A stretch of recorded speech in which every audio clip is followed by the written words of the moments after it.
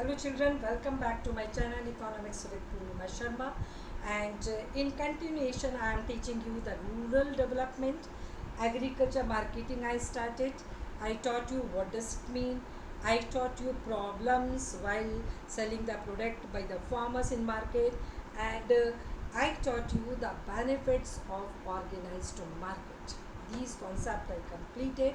बच्चों यहाँ पे अगर आप पढ़ेंगे तो आपको कोई भी पॉइंट छोड़ के एनसीईआरटी का पूरा एक एक पॉइंट मैं आपको डिस्क्राइब करूँगी। तो प्लीज़ सब्सक्राइब करो ताकि मुझको मोटिवेशन हो और मैं आपके लिए ज़्यादा से ज़्यादा मटेरियल आपके लिए अवेलेबल कर सकूँ। ठीक है, क्योंकि मैं भी इंसान हूँ, मुझे भी मोटिवेशन तो चाहिए। ठीक है, तो इसी के कंटिन्यूएशन में मार्केटिंग के मैंने आपको बताया था, इसमें हम रूरल क्रेडिट पढ़ेंगे, वो कंप्लीट कर दिया है। एग्रीकल्चर मार्केटिंग जिससे इनकम बढ़ती है। ठीक है, इसके बाद हम diversification of crop production, diversification of productive activities का कॉन्सेप्ट पढ़ेंगे to increase the income of farmers for the overall development of the farmers. Next lastly आपको पढ़ाऊँगी मैं organic farming and sustainable development. ठीक है, तो ये पॉइंट्स हैं किसके, रूरल डेवलपमेंट में, जहाँ पे आपको फोकस करना है। Let's start today's topic. I started agriculture marketing after the benefits of organised market. ये क्या है, measures to improve since independence the farmers are exploited a lot by the middle man. ठीक है, by paying the low prices to the farmers, the middlemen used to exploit the agriculture innocent farmers who are illiterate and innocent. ठीक है, तो क्या है, अब उसको improve करने के लिए मार्केटिंग, ताकि फार्मर्स को अच्छा प्राइस मिल सके, उसको इम्प्रूव करने के लिए क्या क्या मेजर्स गवर्नमेंट ने लिए। ठीक है, जिससे कि उनको अच्छा प्राइस मिले अपने आउटपुट का और उनकी इनकम बढ़े, उनका ओवरऑल डेवलपमेंट हो। Let's start. पहला उन्होंने किया रेगुलेटेड मार्केट। रेगुलेटेड मार्केट क्या है, जहाँ पे ट्रांसपेरेंसी है। ठीक है, ट्रांसपेरेंसी है, जहाँ ऑर्गेनाइज्ड है, जहाँ पे कि आपका पूरा सिस्टम फिक्स है।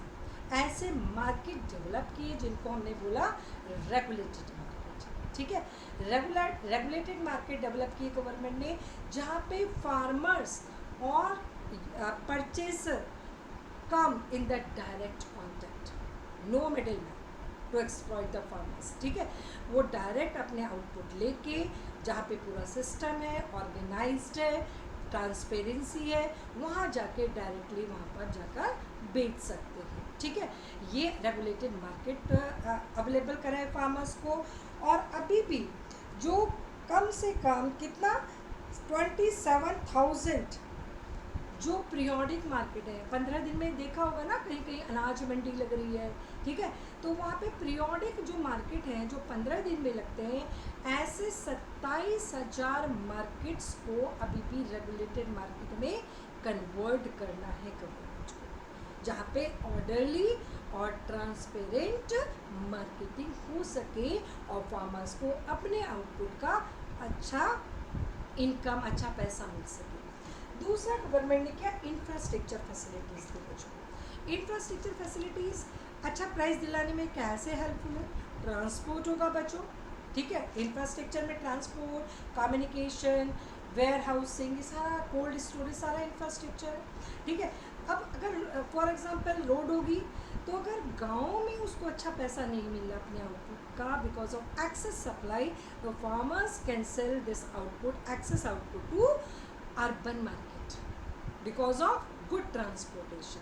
ठीक है, अगर मान लो वेयर हाउसिंग है, कोल्ड स्टोरेज है, अभी मार्केट में उसकी डिमांड नहीं है, पैसा कम मिल रहा है, तो वो कोल्ड स्टोरेज में रख के अच्छे प्राइसेस का वेट कर सकते हैं। ठीक है, तो इसी तरह से बैंकिंग होगी तो ट्रेडर से उसको लोन नहीं लेना पड़ेगा और उसको अच्छे प्राइस पे वो कहीं भी जाकर बेच सकता है। तो infrastructure facilities are very helpful to make the fair, genuine price available to the farmers to increase their income for the overall development of rural people। ये गवर्नमेंट ने किया, रोड को से गांव को जोड़ा, इलेक्ट्रिफिकेशन किया, वहाँ पे वेयर हाउसिंग फैसिलिटीज़ प्रोवाइड कराई फार्मर्स को, तो ये RRBs regional rural bank setup किए, ये सारा गवर्नमेंट ने इंफ्रास्ट्रक्चर डेवलपमेंट के लिए किया, जिससे कि लोगों को अच्छे पैसे मिल सके अपने प्रोडक्शन के। Next corporative marketing. Corporative marketing आपको पता है सारे फार्मर्स मिल के एक एरिया के वो अपने प्रोडक्शन को इकट्ठा करते हैं और वहाँ से वो मार्केट में एक साथ बिकता है, अलग अलग नहीं जाते फार्मर्स। कैसे जाते हैं? पूरे आउटपुट के अपने कुछ एरिया होता है, उसके सारे फार्मर्स एक साथ अपने आउटपुट को लेके मार्केट में जाते हैं। कॉरपोरेटिव मार्केटिंग यानी कि कलेक्टिव सेल करना, ठीक है, सब मिल के सेल करना। अब इससे बच्चों फ़ायदा क्या होगा? फ़ायदा क्या होगा? एक तो बार्गेनिंग पावर अच्छी होगी, ठीक है। बार्गेनिंग, अगर हम थोड़ा आउटपुट बेचने चलेंगे तो कोई हमको अच्छे प्राइसेस नहीं देगा, लेकिन अगर हम ज़्यादा आउटपुट सेल ऑफ करने जा रहे हैं तो जो ख़रीदार है, परचेज़र है, वो भी हमको कंसिडर करेगा और हमारी बार्गेनिंग पावर स्ट्रांग होगी, हमको अच्छे पैसे मिल सकेंगे। पहला बेनिफिट। दूसरा बेनिफिट है कि cooperative society help farmers to satisfy their immediate cash requirement by providing them credit. ये सोसाइटीज़ लोग फार्मर्स को क्रेडिट भी देती हैं, ठीक है। अगर उसको इमीडिएट पैसे की ज़रूरत है तो उसको इमीडिएट क्या देगी? उसको क्रेडिट अवेलेबल करा देगी। अगर पेमेंट नहीं मिला तो उसको क्रेडिट मिल जाएगा। इसके अलावा इन कॉरपोरेटिव मार्केटिंग सोसाइटीज़ जो हैं, इसमें उनकी अपनी क्या होते हैं, स्टोरेज फैसिलिटी भी उनके पास होती है, ठीक है। उनके पास बल्क में ट्रांसपोर्टेशन, सीधे ट्रांसपोर्ट एजेंसी को कांटेक्ट करेंगे, बल्क में बेचना है, बल्क में ट्रांसपोर्टेशन फैसिलिटी चाहिए, तो उसमें भी उनका कॉस्ट कम पड़ेगा, ठीक है। तो ये सब फैसिलिटीज़ जो कॉरपोरेटिव सोसाइटी के पास खुद की भी होती है, उसका भी बेनिफिट किसको मिलता है? फार्मर्स को मिलता है। उनकी कॉस्ट कम, जो ट्रांसपोर्टेशन कॉस्ट कम आएगी, ठीक है। उनको मनी लेंडर पे डिपेंडेंट नहीं रहना पड़ेगा, ट्रेडर्स पे डिपेंडेंट नहीं रहना पड़ेगा, क्योंकि क्रेडिट भी देती है। तो ये सारे फ़ायदे क्या किसके? कॉरपोरेटिव मार्केटिंग के हैं, ठीक है। इसके अलावा इसके कुछ सेटबैक भी हैं, प्रॉब्लम्स भी हैं। प्रॉब्लम्स क्या है? एक तो हर जगह ये अवेलेबल नहीं है, इनएडिक्यूट कवरेज, बहुत सारे फार्मर्स को ये अवेलेबल नहीं है। दूसरा है lack of appropriate link between marketing society and processing society. एक तो प्रोसेसिंग सोसाइटी यानी कि जहाँ पर ये फूड प्रोसेस होता है, और मार्केटिंग सोसाइटी, दोनों में लिंक हो तो क्या होगा कि जो कॉरपोरेटिव मार्केटिंग है वो सीधे किसको सेल ऑफ कर देगी? अपनी प्रोसेसिंग यूनिट को सेल कर, प्रोसेसिंग सोसाइटी को, कॉरपोरेटिव सोसाइटी को सेल ऑफ कर देगी, उसको कहीं और ढूंढना ही नहीं पड़ेगा। लेकिन cooperative marketing and the that processing cooperatives में कोई लिंक नहीं है, ये दूसरी प्रॉब्लम है, ठीक है। इसके अलावा इनएफिशिएंट जो मैनेजमेंट है वो क्या है? इज़ नॉट एफिशिएंट, जिसके कारण जो फार्मर्स के जो पेमेंट है कभी कभी रुक भी जाता है, उनको एडजस्ट आफ्टर द सेल उनको पेमेंट नहीं मिलता। ये कॉरपोरेटिव सोसाइटी की प्रॉब्लम्स हैं, ठीक है। इसके फ़ायदे भी हैं, इसकी प्रॉब्लम्स भी हैं। अब आ जाइए different policy instrument. Different policy instrument आपने 9th में पढ़ा है, ठीक है। और ये as a common man also maximum people know about the MSP, minimum support price, buffer stock, ठीक है, and buffer stock, minimum support price and public distribute PDS, ये सारी किसकी है? Different policy instrument of government to make the fair price, higher price available to the farmers. वो MSP पहले decide कर देती है, इंक्लूडिंग द नॉमिनल प्रॉफिट, जिसमें कि नॉमिनल प्रॉफिट बच्चों इंक्लूडेड होता है। कुछ क्रॉप्स की पहले से ही प्राइस फिक्स कर दी जाती है, MSP जिसे बोलते हैं मिनिमम सपोर्ट प्राइस, ठीक है। अब उसमें क्या होगा? मार्केट में अगर प्राइस एक्सेस सप्लाई के कारण अगर बहुत गिर गया, कॉस्ट से भी कम हो गया, तो फार्मर्स गवर्नमेंट को बेच देते हैं। किसको बेच देते हैं? FCI, food corporation of India को। वहाँ से क्या गवर्नमेंट की ग्रेनरीज बनती हैं, जिसको बोलते हैं बफर स्टॉक, ठीक है, वहाँ बेच के कहाँ रखती है गवर्नमेंट? अपने स्टॉक में, जिसे क्या बोलते हैं? बफर स्टॉक बोलते हैं। और बफर स्टॉक से फिर क्या करती है government? PDS, public distribution system, वहाँ बांटती है, वहाँ सेल ऑफ करती है या बांटती है जहाँ पर की ज़रूरत होती है। राशन शॉप के थ्रू डिस्ट्रीब्यूशन होना, कैलेमिटी आ गई, कोविड आया तो वहाँ ग्रैनरी से निकाल के लोगों को बांटना, ठीक है।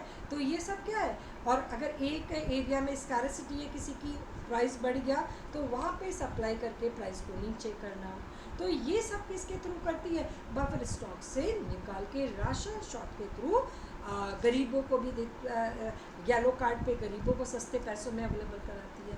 तो ये क्या हो गया? पीडीएस, ठीक है। तो ये डिफरेंट पॉलिसी इंस्ट्रूमेंट में MSP, buffer stock and PDS है। अब इसके अलावा बच्चों कि कुछ एमर्जिंग अल्टरनेटिव मार्केटिंग चैनल है जो अभी एड ऑन हुए हैं, उसमें है ओरिजिन ऑफ फार्मर मार्केट, ठीक है। अपने अपने स्टेट में अलग अलग नाम से फार्मर मार्केट्स हैं, जिसमें फार्मर्स और purchaser, consumer are in direct contact, जिसका बेनिफिट दोनों को मिलता है बच्चों। फार्मर को हायर प्राइसेस मिलते हैं और कंज्यूमर को लो प्राइसेस पर अनाज मिल जाता है, क्योंकि मिडिल मैन जो लेता था वो दोनों में शेयर हो जाता है, ठीक है। तो ये फार्मर्स मार्केट है, जैसे कि अलग अलग नाम से, जैसे कि आपका पंजाब, हरियाणा, राजस्थान में अपनी मंडी के नाम से है ये फार्मर मार्केट, ठीक है। हदसपुर मंडी कहाँ पे है? पुणे में है, ठीक है। ऋतु बाजार आंध्र प्रदेश और तेलंगाना में है, ठीक है। और उज्जवल सैंडीज मार्केट कहाँ पे? तमिलनाडु में। ये डिफरेंट नाम से डिफरेंट स्टेट्स में, ठीक है। तो ये सब क्या है? आपके फार्मर मार्केट है। इससे भी क्या होता है कि डायरेक्ट कांटेक्ट होता है, कोई मिडिल मैन नहीं होता, और जो मिडिल मैन छीनता था फार्मर से वो दोनों में शेयर हो जाता है, दोनों को बेनिफिट होता है। फार्मर को हायर प्राइस मिलते हैं और कंज्यूमर को लो प्राइस पर, क्योंकि मिडिल मैन क्या करते थे? उनको कम प्राइस देते थे, ठीक है, और ज़्यादा प्राइस पे फार्मर कंज्यूमर को बेचते थे, ठीक है। अब आ जाइए दूसरा एक और इमर्जिंग आपका ऑल्टरनेटिव है कि alliance with the national and multinational companies. आजकल की डेट में जो मल्टीनेशनल और बड़ी बड़ी नेशनल कंपनीज हैं हमारी, वो एम्प्लॉयज़ का बहुत ध्यान रखती है बच्चों, उनके खाने का, ठीक है, उनको डाइट अच्छे से मिले ताकि उनकी प्रोडक्टिविटी डाउन ना हो, उनकी हेल्थ अच्छी हो। तो उस पर्पज़ से वो क्या करती है? फार्मर के साथ अलायंस कर लेते हैं, ठीक है। फार्मर्स को पहले ही कॉन्ट्रैक्ट दे देती है कि हमें इतना अनाज, इतनी सब्जी, इतना ये सब चाहिए, ठीक है। और उसमें जो ये कंपनीज हैं उनको क्या करती हैं? अच्छे बीज, ठीक है, अवेलेबल करा देती है, अच्छा पूरा इनपुट्स अवेलेबल कराएंगी ताकि क्वालिटी के साथ कोई कॉम्प्रोमाइज़ ना हो। अब फार्मर्स बच्चों जो छोटे फार्मर्स थे उनको क्यों लोन लेना पड़ता था? To purchase the working capital, जैसे कि बीज है, खाद है, इन सब को खरीदने के, इंसेक्टिसाइड, पेस्ट, इसी के लिए तो लोन लेते थे कौन? Small farmers. किससे? मनी लेंडर से, ट्रेडर से, और वो एक्सप्लॉइटेड। अब क्या है? ये सब पहले से उनको अवेलेबल करा दिया जाता है और वो प्रोड्यूस करके, और प्राइस भी बच्चों पहले ही फिक्स हो जाता है, तो उनको जो मार्केट में प्राइस फ्लक्चुएशन होता है उससे भी उसको कोई फ़र्क नहीं पड़ता फार्मर्स को, क्योंकि प्राइस क्या पहले से ही फिक्स है, ठीक है। तो इस तरह से करके इट इज़ ये इससे क्या होता है कि उनको इनपुट भी मिल गया, प्राइस भी फिक्स है, तो फार्मर्स को कोई लॉस नहीं होता है, ठीक है। तो इस तरह से करके फार्मर की इनकम भी बढ़ जाती है और फार्मर्स का क्वालिटी ऑफ लाइफ इम्प्रूव होता है, which is called as rural development. तो यहाँ पर आपका एग्रीकल्चर मार्केटिंग ख़त्म है। फिर मैं आपको बता दूँ मैंने क्या क्या पढ़ा है एग्रीकल्चर मार्केटिंग में। मीनिंग, प्रॉब्लम्स, ठीक है। तीसरा आपको पढ़ाया benefits of organise market. Fourth point पर आपको पढ़ाया measures to improve agriculture marketing by the government. इसमें पढ़ाया आपको पहला रेगुलेटेड मार्केट, दूसरा infrastructure facilities, third cooperative marketing, and fourth the different policy instruments. और उसके बाद पढ़ाया कुछ इमर्जिंग चैनल्स, ऑल्टरनेट, ठीक है, to improve the agriculture marketing. इसमें क्या पढ़ाया कि एक तो alliance with the national and multinational companies वाला पॉइंट पढ़ाया, और दूसरा इमरजेंस ऑफ फार्मर मार्केट। ठीक है, तो ये आपका सेकंड पार्ट खत्म हो गया रूरल डेवलपमेंट का। रूरल क्रेडिट आपको पढ़ा दिया, रूरल मार्केटिंग पढ़ा दिया, अब diversification and organic farming is left, that's it. हाँ, जाना नहीं है बच्चों, ये गलत बात है। अभी थोड़ा सब्सक्राइब कर लो मुझको, अभी थोड़ा लाइक करके लाइक पे फिंगर टच कर दो, एक छोटा सा काम, ठीक है। ऐसे करके ही वीडियो बंद करनी है, उससे पहले नहीं करनी है। Thank you, God bless you, and be healthy, wealthy in future, and good citizen and good human being, which is very much important. Thank you.